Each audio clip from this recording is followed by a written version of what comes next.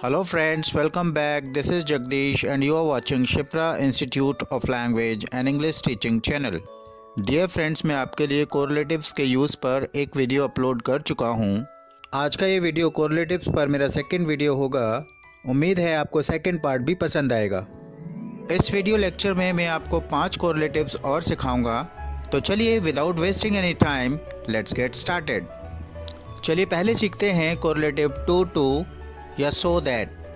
TOO का मतलब है इतना कि, और दूसरे टू का मतलब है नहीं सकता है या नहीं करेगा। सो का मतलब है इतना और दैट का मतलब है कि।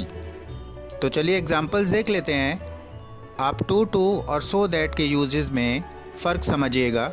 पहले मैं सेंटेंस को टू का यूज़ करके बनाऊंगा और उसके बाद मैं उसी सेंटेंस को सो दैट का यूज़ करके भी बनाऊंगा। पहला सेंटेंस है, वह इतना कमज़ोर है कि वह चल नहीं सकता है। इंग्लिश होगी he is too weak to walk. इस सेंटेंस को मैंने टू का यूज़ करके बनाया है। चलिए इसी सेंटेंस को देखते हैं सो दैट के यूज़ से। वह इतना कमज़ोर है कि वह चल नहीं सकता है। He is so weak that he can't walk. दोनों के फ़र्क को समझिए। जब हम टू का यूज़ करके सेंटेंस को बना रहे हैं तो आप कांट यूज़ नहीं कर रहे हैं और ही सब्जेक्ट को रिपीट भी नहीं किया गया है। चलिए अगला सेंटेंस देख लेते हैं। मैं इतना गरीब हूँ कि मैं 2 वक्त के खाने का प्रबंध भी नहीं कर सकता हूँ। इंग्लिश होगी I am too poor to arrange even 2 times meal, और I am so poor that I can't arrange even 2 times meal. चलिए थर्ड एग्जाम्पल देख लेते हैं। सवाल इतना मुश्किल है कि तुम इसे हल नहीं कर सकते हो। इंग्लिश होगी the sum is too difficult for you to solve. चलिए इसी सेंटेंस को सो दैट का यूज़ करके बनाते हैं।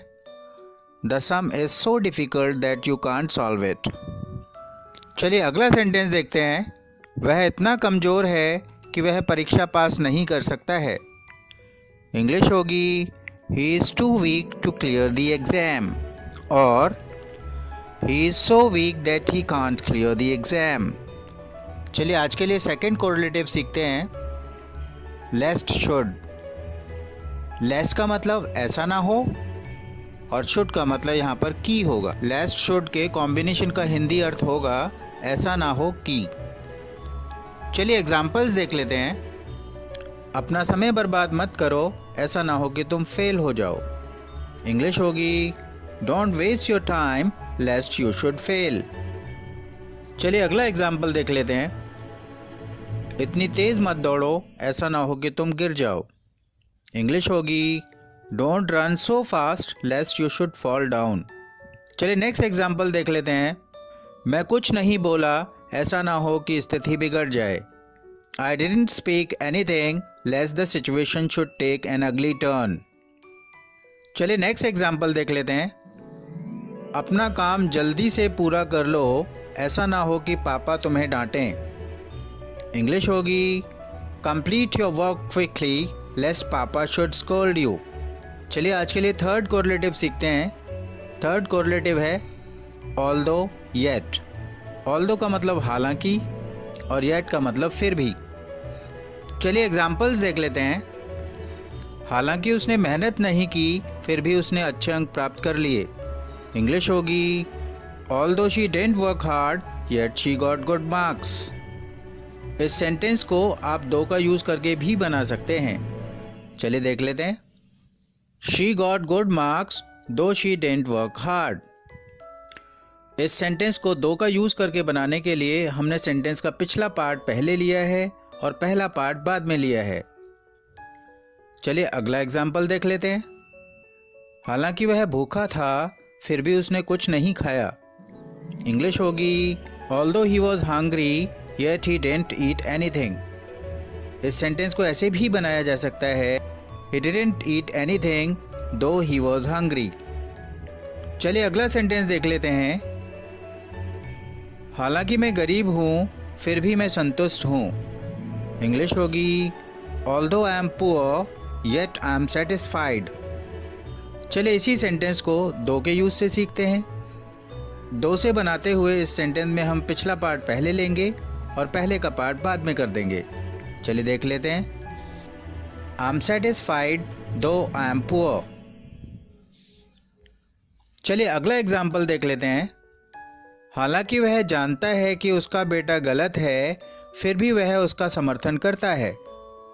इंग्लिश होगी Although he knows that his son is wrong, yet he supports him. इस सेंटेंस को ऐसे भी बनाया जा सकता है He supports his son though he knows that he is wrong. चलिए नेक्स्ट कोरिलेटिव सीख लेते हैं। Next correlative is whether or. Whether का मतलब चाहे और का मतलब या। चलिए एग्जाम्पल्स देख लेते हैं। मैं परवाह नहीं करता हूँ चाहे तुम फेल हो या पास। इंग्लिश होगी I don't care whether you fail और पास। चलिए अगला एग्जाम्पल देख लेते हैं। मुझे परवाह नहीं है चाहे वह जिए या मरे। इंग्लिश होगी I don't care whether he lives or dies. चलिए नेक्स्ट एग्जाम्पल देख लेते हैं। मैं प्रतियोगिता में भाग जरूर लूँगा चाहे इसे जीतूं या हार जाऊं। इंग्लिश होगी I must participate in the competition whether I win और लूज इट। चलिए अगला एग्जाम्पल देख लेते हैं। तुम्हें इसे करने की कोशिश जरूर करनी चाहिए चाहे तुम्हें सफलता मिले या ना मिले। इंग्लिश होगी you must try to do it whether you get success or not. चलिए आज का लास्ट कोरिलेटिव सीखते हैं। लास्ट कोरिलेटिव है as far as concerned. As far as का मतलब होगा जहाँ तक, और कंसर्न्ड का मतलब होगा सवाल है या प्रश्न है। जहाँ तक का प्रश्न है या जहाँ तक का सवाल है। चलिए एग्जाम्पल्स देख लेते हैं। जहाँ तक भारत का सवाल है यह एक शांति प्रिय देश है। इंग्लिश होगी as far as India is concerned it is a peace loving country. चलिए नेक्स्ट एग्जाम्पल देख लेते हैं। जहाँ तक आपका सवाल है हम आपको इस पद के योग्य नहीं पाते हैं। इंग्लिश होगी as far as you are concerned we don't find you eligible for this post. चलिए अगला एग्जाम्पल देख लेते हैं। जहाँ तक प्राइवेट और सरकारी स्कूलों का सवाल है प्राइवेट स्कूल सरकारी स्कूलों से बेहतर होते हैं। इसकी इंग्लिश होगी as far as private and government schools are concerned private schools are better than government schools. चलिए लास्ट एग्जाम्पल देख लेते हैं। जहाँ तक जनसंख्या वृद्धि का प्रश्न है यह एक गंभीर समस्या है। As far as population growth is concerned it is a serious problem.